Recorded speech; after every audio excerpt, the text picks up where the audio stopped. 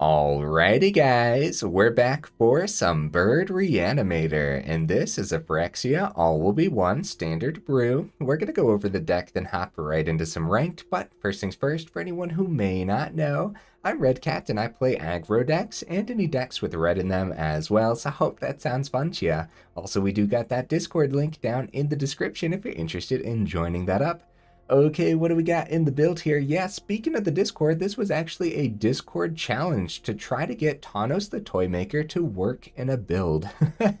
So we only have one of them packed in here though. It's a 5 mana 3/5 legendary creature. Whenever you cast a beast or bird creature spell, you may copy it. Except the copy is an artifact in addition to its other types, the copy becomes a token. It's actually pretty decent. The biggest problem is by the time you get this out here, not only is it going to get instantly removed, but also you've probably already played all of your other beast or bird creature spells before your turn 5, so we needed to find a way to actually have a value with Toymaker after we get it onto the board. So landed on a Reanimator style build, huh? So what are the birds in the deck? We have 4 Aven Heartstabbers. This is a 2 mana 1/1.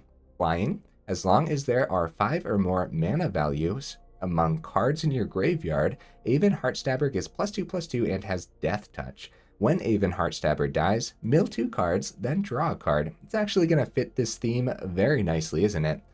More birds. We have a couple of Nimble Larcenists in here. It's a 3 mana 2/1 with flying. When Nimble Larcenist enters the battlefield, target opponent reveals their hand. You choose an artifact, instant, or sorcery card from it and exile that card. Actually not half bad, honestly. So that's it. That's all the birds. 6 enough birds? Yeah, honestly, probably. We're going to be filtering through our deck a lot, and then we're going to be able to bring these birdies back with Serra Paragon. This is a 4 mana 3/4 flying angel. Once during each of your turns, you may play a land from your graveyard or cast a permanent spell with mana value 3 or less from your graveyard. If you do, it gains when this permanent is put into a graveyard from the battlefield, exile it, and you gain 2 life. So being able to recast the birds from the grave, it does mean that later on in the game, we might actually get some value out of Tawnos here. Now we're filtering through the deck a lot, so I don't think it's going to be too difficult to actually find our 1 Tawnos or our 6 birdies at all. We're filtering through the deck with, of course, Faithful Mending. This is a 2 mana instant, rockin' Azorus colors up there. You gain 2 life, draw 2 cards, then discard 2 cards, and then it has flashback for 1, a white, and a blue. It's pretty good, guys. It's going to be a great way to get our reanimation targets into the graveyard. So, yeah, I love the life gain on it, too. Another way to filter, a couple Thirst for discoveries. This is a 3 mana instant speed. Draw 3 cards, then discard 2 cards unless you discard a basic land card. Yep, pretty solid. Another way to filter, of course, the Celestus, also acting as ramp in here, also acting as an artifact. We're going to need an artifact, at least more artifacts, I should say. I'll go over that in a second.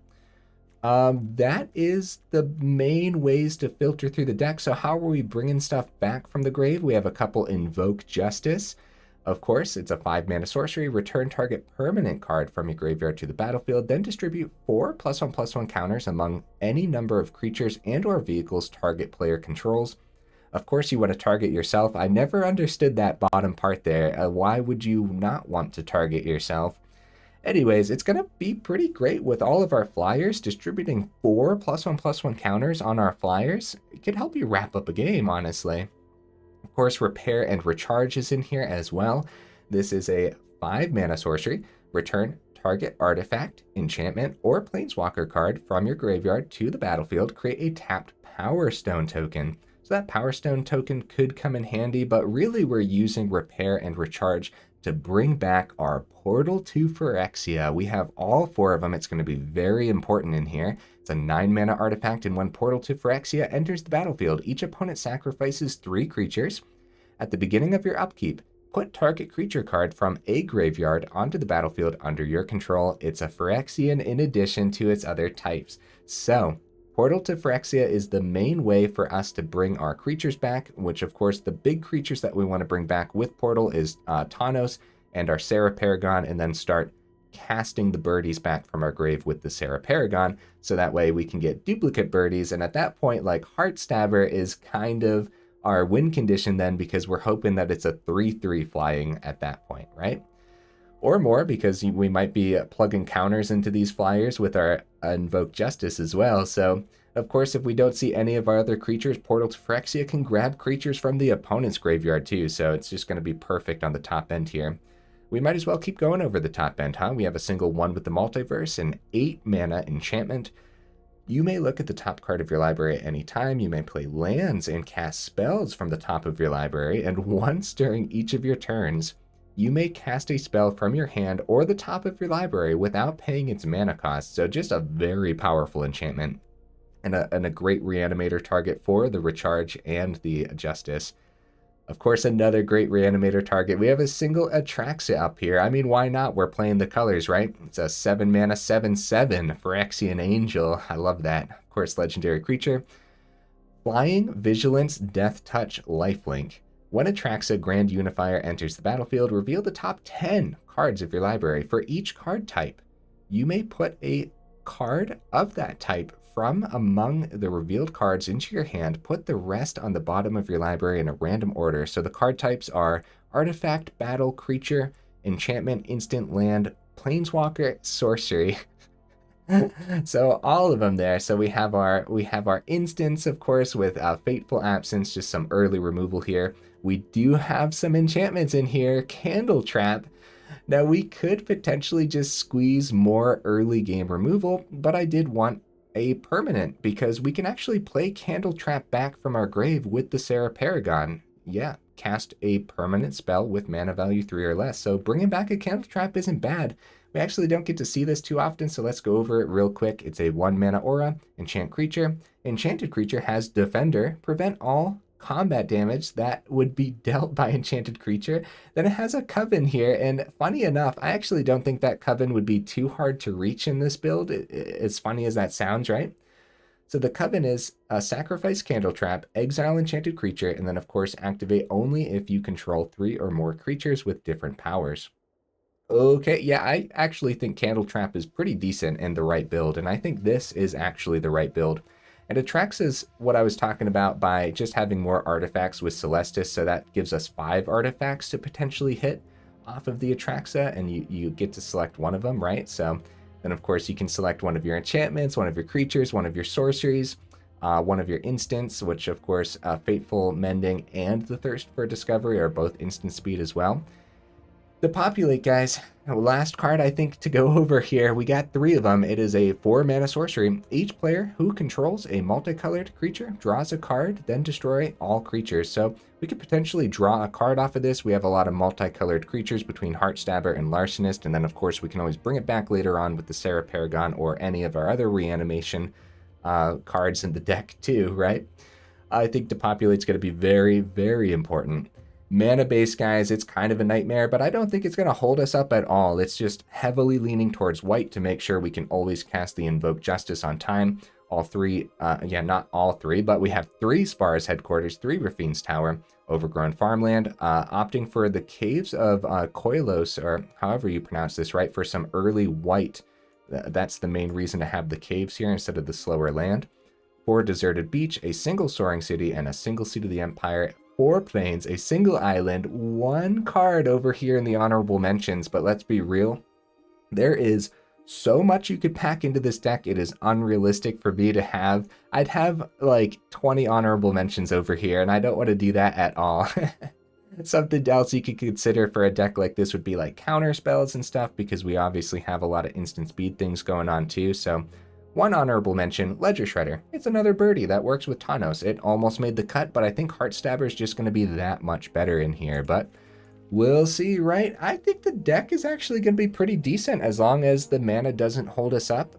It really depends. The meta has been super fast and super aggressive, so we'll see, huh? Let's go ahead, take it into some ranked, and see how we do.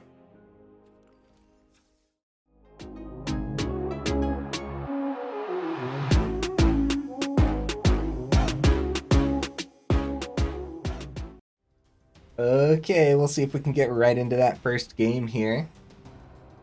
For anybody wondering, yeah, we do break our own rule whenever it comes to suggestions, right?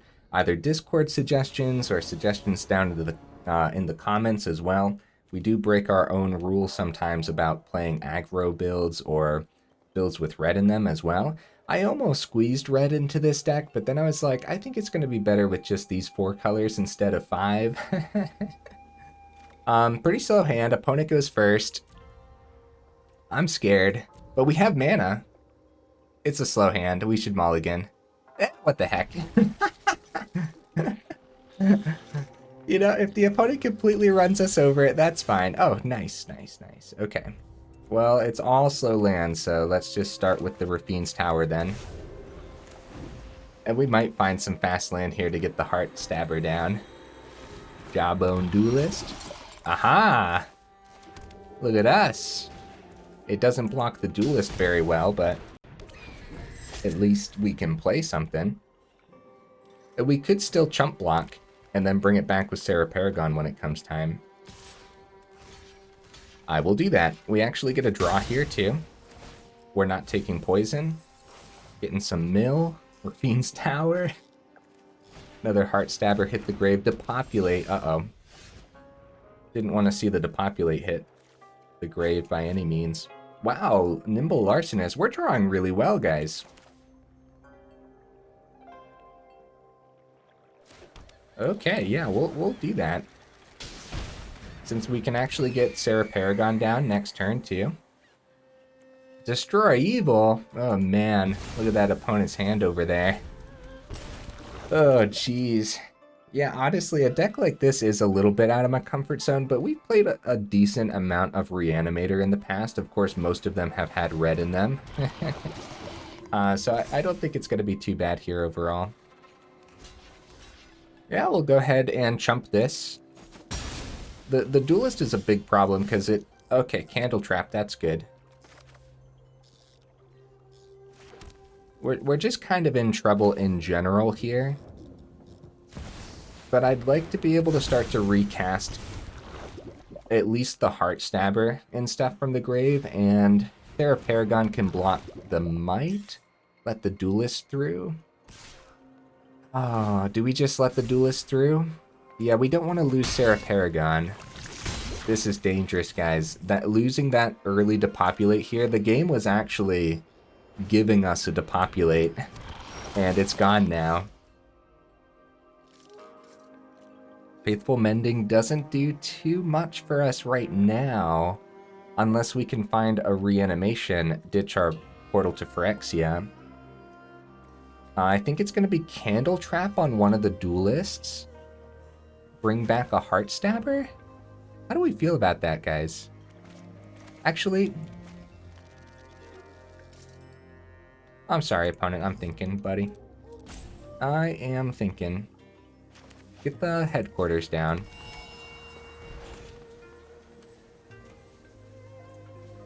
Because we could draw into something pretty good here.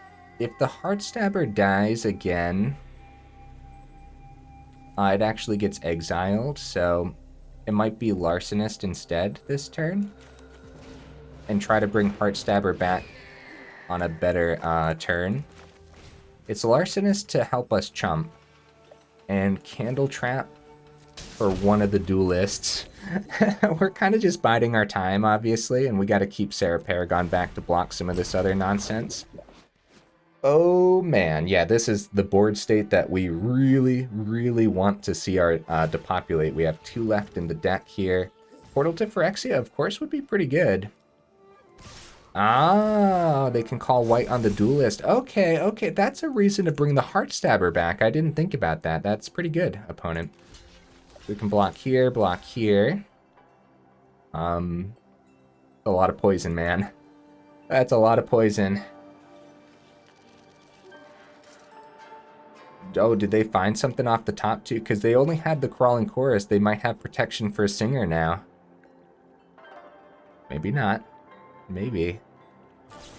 Yeah, they want to get rid of the Serra Paragon. Let the Singer die. They get to keep the Might. We're going up to 7 poison. Oh, buddy.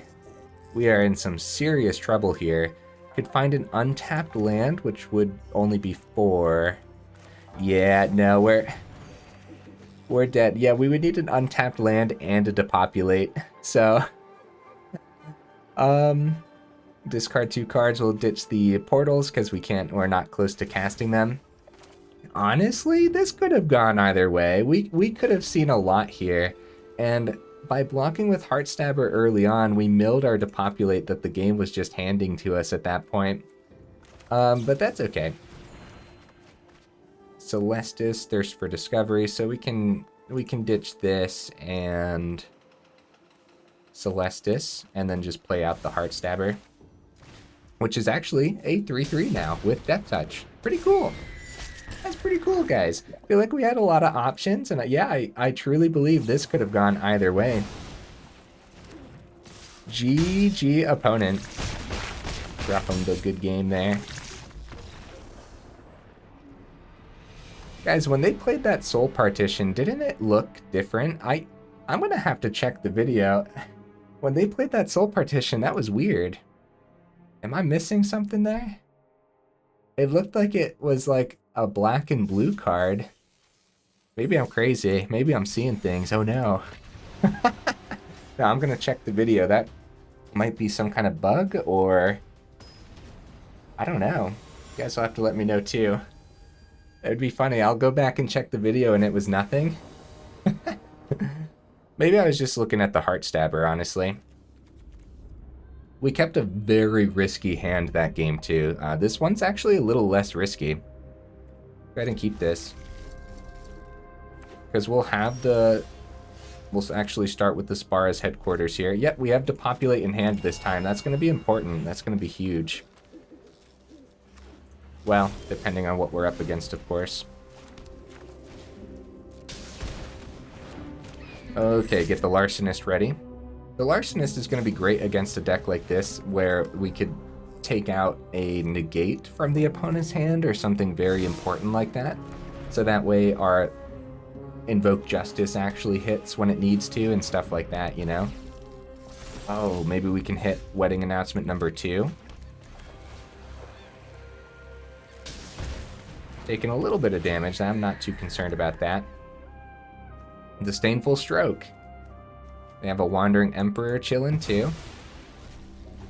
Yeah, Larcenist hits a lot in the current standard. Like there's like artifact, instant, or sorcery. That's just like so much. Oh, it's actually not an instant. Or jeez, guys, I apologize. Not an enchantment. For a second there, I thought we were gonna be able to hit enchantments too, but this turn's gonna be a Wandering Emperor, huh?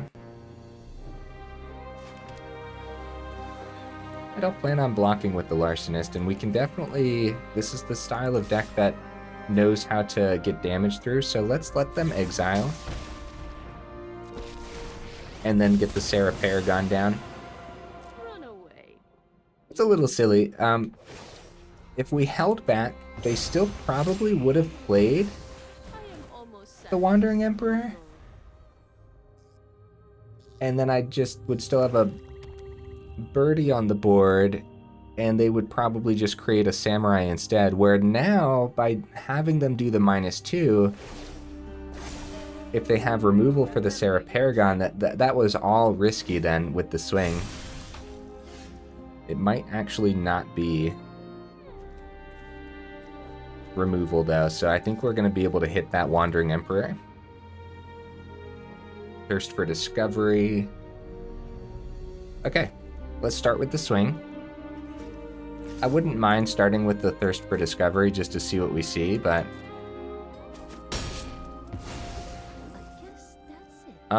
if we see an untapped land, we could get Heartstabber down on the same turn. So let's do this, and we could ditch the plains if we wanted to. Aha, okay. Well, we have enough white sources, so I will ditch the plains this time. Wait a minute. Yeah, that's fine. That's fine. We can also recast it with the Serra Paragon. Wasn't entirely thinking there. We needed the black source on the board for the Heartstabber, though. So the Caves was key there. Memory Deluge. Okay. So this is probably Esper Control. We've been seeing a lot of Esper Control. It's very scary, guys. It has so much spot removal packed in, it's kind of ridiculous. Now we got a lot of land in hand, but I'm not too concerned, and at some point we're actually going to just see what we're supposed to see as well. I'm thinking that this is going to be a potential board wipe, so we're going to take a little less damage here. Get that draw on Heartstabber. Ooh, Portal to Phyrexia. Nice. They pass it to us, huh? Okay. Maybe we should consider a Depopulate. This is terrifying, dude. Just the one wedding announcement really holding us up here. I guess we could bring back the Heartstabber, but then the exile's relatively bad. Let's go with Larcenist. And grab something out of their hand, potentially. Or they could counter it, too. Spot removal, a negate. Wow, and it's only land chilling in hand, so I wonder what their Memory Deluge is going to end up hitting here. So at this point we could cycle. Let's get the other caves down and consider cycling a Raffine's Tower then. And we could keep this back as a blocker too. Since they don't have removal, I think that is what I'm going to do. Because we're getting pretty low. No attacks. End turn.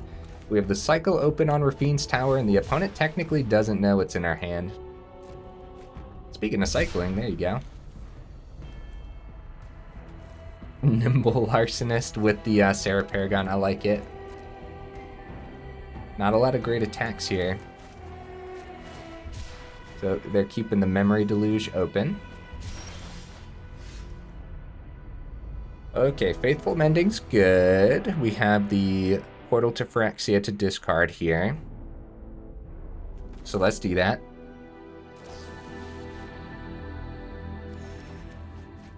Okay, another Serra Paragon is excellent. So we'll get rid of a portal, and we will get rid of... I don't even know. I guess a Spara's headquarters, I guess, right? Sure. We can always cast it back from the grave, which is pretty funny. Speaking of casting back from the grave, I think it might be a Heartstabber this turn. It's a nice 3/3. I don't want to play the second Serra Paragon and risk them playing like a board wipe of some kind. Actually, it's a little funny. I'm sorry, opponent. There's a lot to think about here. There's so many cards. No attacks. Let's get the land back. Let's get Spara's... Oh my goodness, I can't even click on the proper cards here. Let's use the Faithful Mending open. How's that sound, guys? Because we're looking for our reanimation cards now. We're trying to reanimate the portal. There's like so many cards down here. Whenever Serra Paragon's open, everything just becomes super cluttered and difficult to process down here, so I apologize for that. It is a little funny though. So for Memory Deluge, they want to find, honestly, it would not hurt. Okay, I guess a Farewell would be a terrific find for them, huh? Alright, they're gonna take the Depopulate. Yeah, Farewell can exile graveyards too, so like we need to get the ball rolling. We have 5 cards in here that can bring back our portal. At that point, portal won't have too many targets because everything will be exiled, but at least... No, portal can get exiled by Farewell too. Dang, Farewell just kind of ruins everything in that. Well, it's not a Farewell this turn. That is excellent news for us.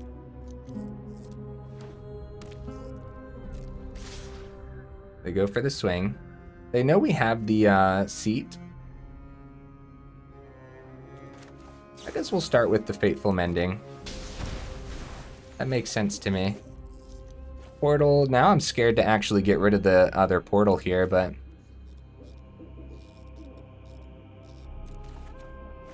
I guess that's fine. And I will block, and we actually gain another 2 as well. And we got rid of one of their creatures.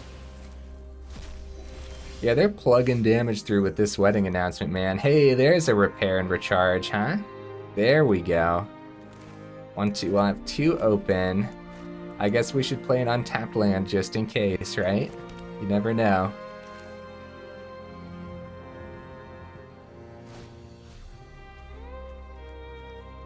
Portal to Phyrexia. They have 2 mana, guys. It could be another negate. Disdainful Stroke. No! Get out of here, opponent. So they have... Officially, they run 2 Disdainful Strokes. That's a lot, man. That is a lot. Well, we are on the run, because we have no blockers now for these, as the Portal to Phyrexia was going to get rid of them, but... Alright, let's do this. Faithful Mending. We can easily find another repair and recharge or more. Heartstabber's good. Let's get rid of some land here. Keep the seat. We can cycle the tower. So probably those 2, right? Down to 8. All this life gain has been terrific so far. Atraxa. Nice. Just full cast, right? Might as well. If it's another counter, if their last card in hand is a counter spell. There we go. Okay. So sorcery, right. Invoke Justice, right? Because we have the mana for that. Instant. Yep. Fateful Absence, just in case. And then land, I guess Overgrown Farmland, right? Is that it? I believe so. Submit 4. Our hand is stocked. Very nice. Keep the Raffine's Tower in hand. Have the Fateful Absence open. Oh, we have to discard a card. Aw, man. Well, I guess we'll get rid of... Heartstabber. Because we can always bring it back with the Serra Paragon. This is ridiculous, guys. This is way too many options for an aggro player like me. Fading Hope. Oh my goodness. We actually might want to use this. Yeah, we should. It's 3 less damage. They get a draw. Is it worth them getting a draw, though? I don't think we want to take 5 damage here, guys. This is pretty sketchy, man. We're getting low. Might just want to full cast Portal to act as removal. Because at least Fading Hope doesn't hit Portal, right? And if they counter Portal... Oh my goodness. Oh no. Oh no, it was a second negate! Opponent, why?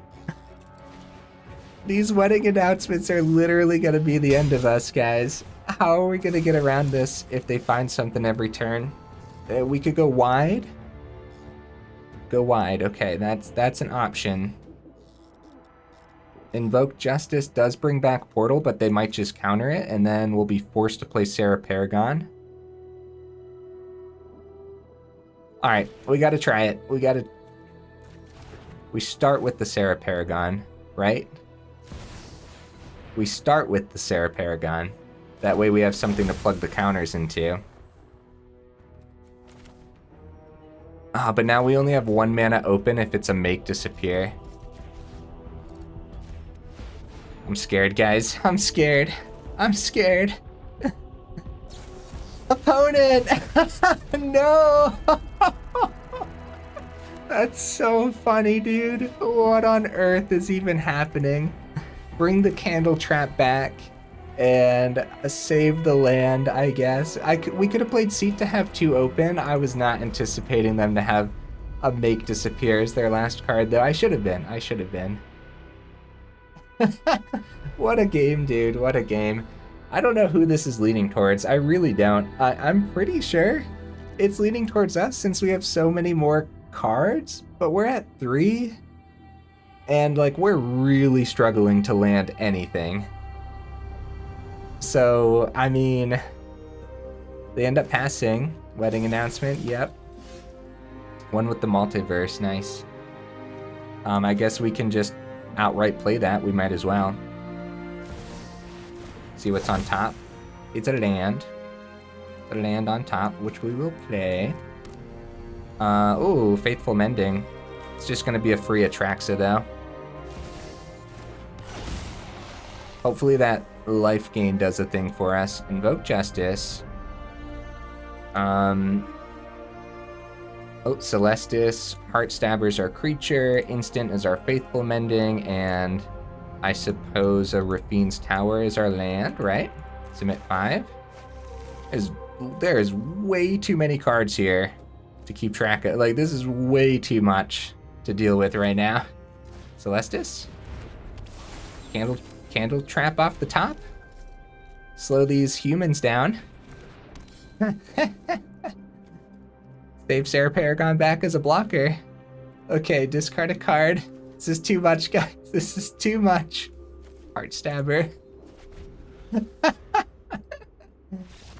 Yeah, GG opponent, GG. Oh my goodness. I mean, we have plenty of ways. We have plenty of win conditions. We were just really, really struggling to get any of it onto the board there. Ah, poor Tawnos would have been great, huh? Tawnos would have been great on this board state here. And that like, if the opponent stayed in this and we had the Tawnos, then we had Heartstabber in hand. We could cast back a Heartstabber from the grave.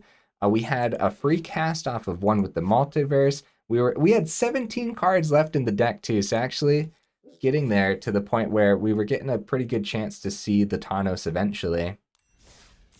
I can't believe that, man. We didn't even see the Tawnos off of the Atraxa. That's something else, dude.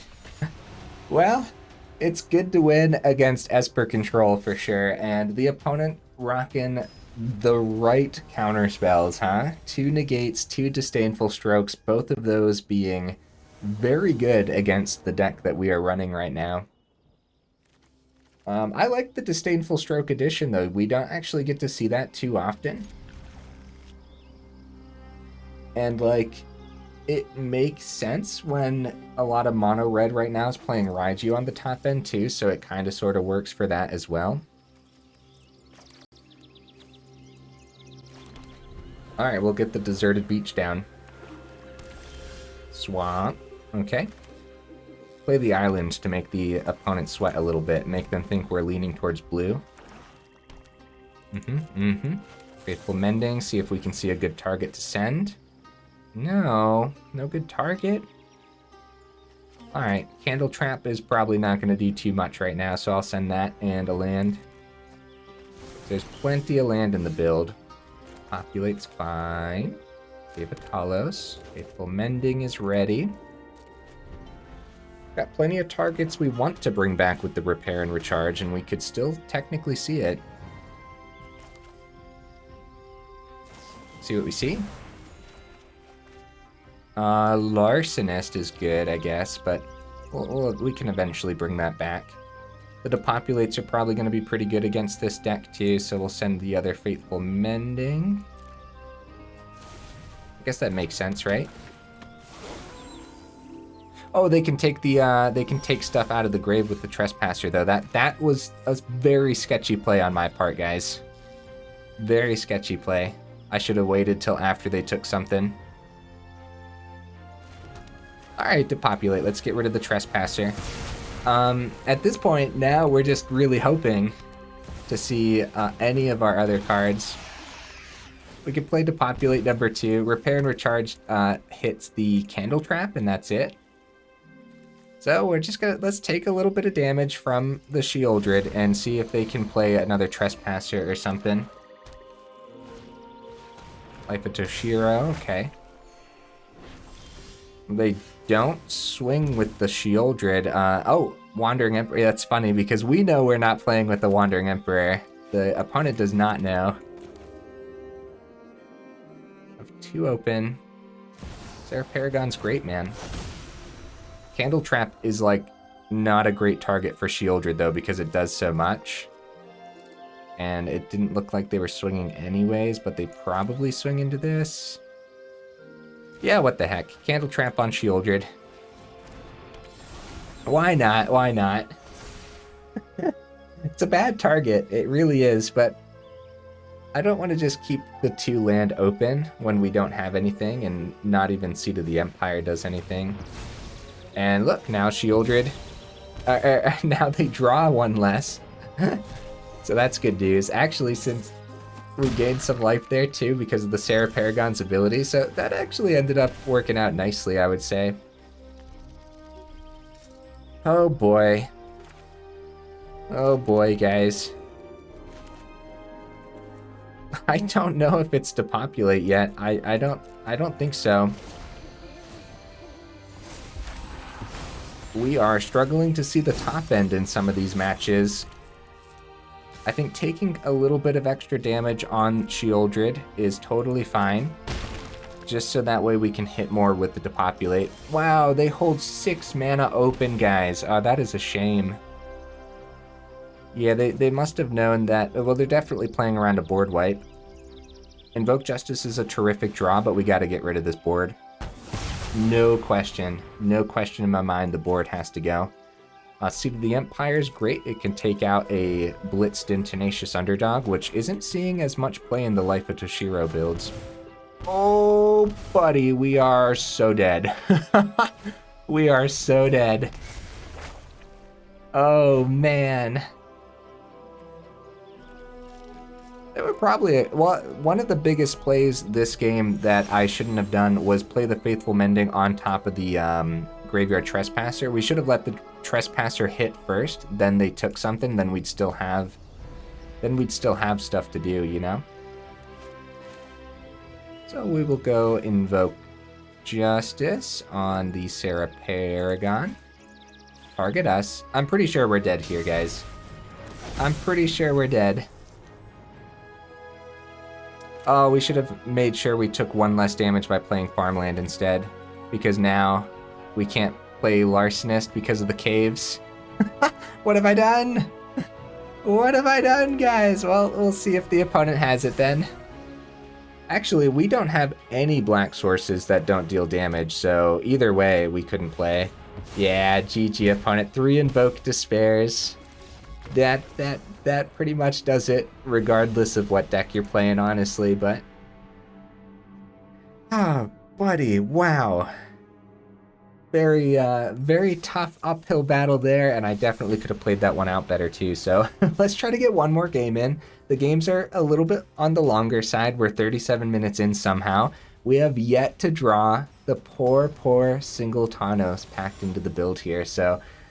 Could I have packed 2? Yes, I definitely could have. We would have had to drop like a piece of removal or something though, which sounds super sketchy.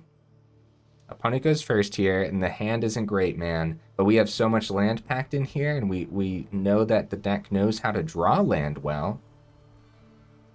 We can slow them down if they're aggressive, but right now we're not seeing aggressive builds. I don't know if I would prefer that or not. Probably not. Honestly, that Life of Toshiro Mono Black really knows how to plug damage through. For a mid-range deck like that, that's pretty aggressive, man. Well, opponent is probably not playing an aggro deck. We could consider a mulligan just to try to find something a little bit more consistent, because if they're not aggro, these Candletraps are going to be horrendous against them. And the Faithful Absence, honestly. And we might go like 3 turns in a row without seeing a land, so the Larcenist never hits. What the heck. It's been uphill battles all day. So let's do this. Start with the Plains. Potentially mono blue. Uh-oh. Honestly, mono blue? We could take them. We could totally get there, guys. The counter spells drive me nuts when we're playing Reanimator decks, but that's fine. We could totally get there. Okay, Fateful Absence is open. And we're giving mono blue plenty of turns to set up for their Djinn, which is probably going to be a turn 4 anyways, because they want to have the protection open for it against the colors that we're running. So hopefully Larcenist can just come down. And maybe... I mean, a counterspell on Larcenist isn't that bad anyways, so let's do it. because they could counter it with their like essence scatter or whatever, or we could just pick up their essence scatter, or same concept with make disappear, right? So they'd rather hit the counter on it. Either way, we got a card with it, which is nice. We'll have the 4 white for the invoke. Other than that, maybe we need to talk about more top end for the build. Maybe. I don't know. I thought we packed in plenty of top end though. And a big target for us to want to hit is actually... Okay, this is the turn to go tower.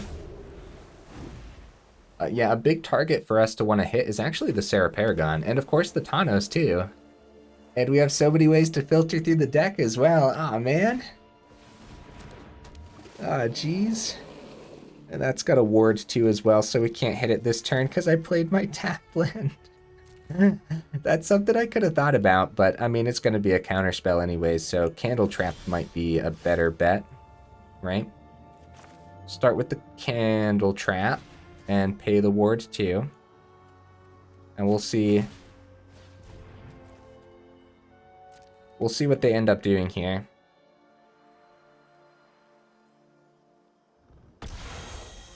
Yeah, they want us to pay the ward too before they counter it.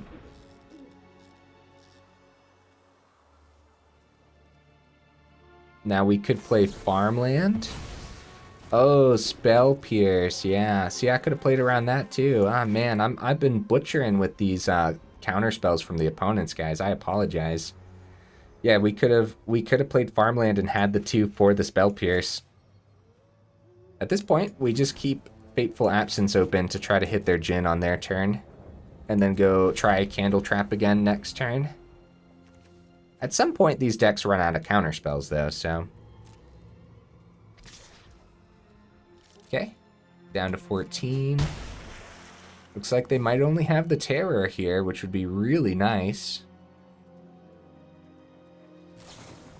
Thirst for Discovery. Try to find it, right?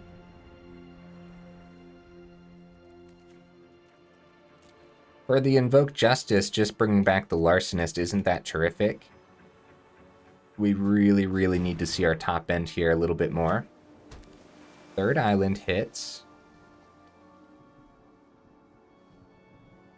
If they play the Djinn, that's perfect. Like, that would be so good. We would Fateful Absence the Djinn, Candletrap the Terror next turn. Another Terror. The ward too, guys. That's so bad. If we can see a Depopulate, that would be good, but Heartstabber's okay. It's a chump blocker. That's important. The big issue here is the ward too, of course, right?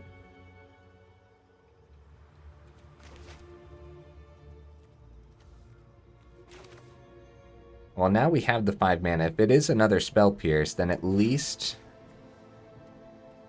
And then we have Heartstabber. If it's not another Spell Pierce.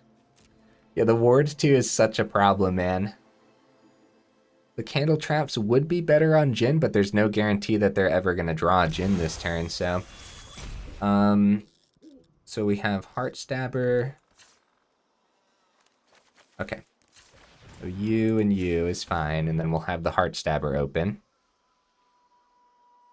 To block, draw, we actually put cards in our grave off of the Heartstabber too, so we might see something great for the Invoke Justice. I mean, at some point they're going to run out of cards, so... Okay, that hit the Terror, guys. That is huge for us. Could keep the Fateful Absence open if they do drop a Djinn, but I think we're just going to go Heartstabber, stick to the plan, and get the Spara's headquarters down for the turn. Oh, man. It's going to be an uphill battle if we get there, but got to make disappear. Get that down. Okay, so what's out of their deck at this point? So 2 Spell Pierce, 2 Make Disappears, is that it? Ah, man, it feels like they've played so much. Feels like they played so many counterspells. That is not the case, though. Actually, a counterspell on the Heartstabber is really, really bad for us. Not only did we not get to chump, but we didn't get the mill too, and the draw, so we didn't get to get any closer. Well, if they counter the Fateful Absence, if their last card in hand is protection for the Djinn, then we're dead next turn. We have 4, 5. We will have the Invoke Justice once we play the Deserted Beach. Gotta try it, man. We gotta try it. Is their last card? It is not. Okay. Invoke Justice. And Candletrap. No, we don't have the ward. That's right. Let's bring back the Heartstabber.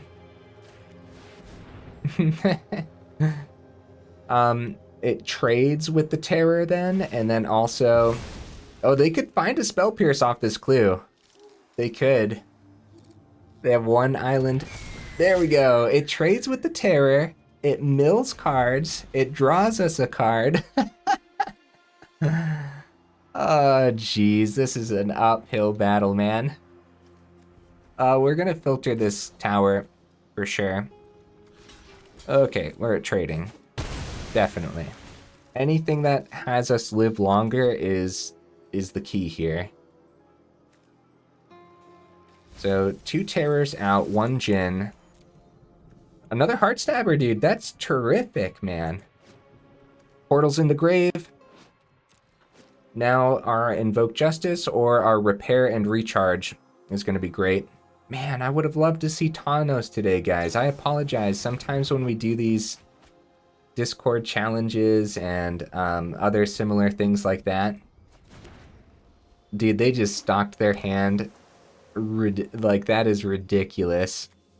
Flow of Knowledge. Yep. Tawnos!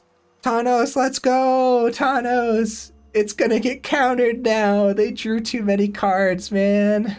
Ah, jeez.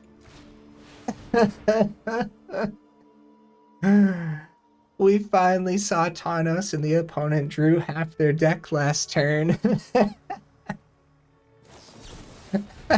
Scatter Raid, nice. That's a good addition for sure. We could have started with the Heartstabber, but obviously we wanted to copy the Heartstabber. 1, 2, 3, 4, 5, 6, 7 land. All right, we'll play that in case we draw, and all will be one. Listen to me. What's it called? One with the Multiverse. Haughty Djinn comes down, and Heartstabber's a great block for the Haughty Djinn because it has Death Touch now.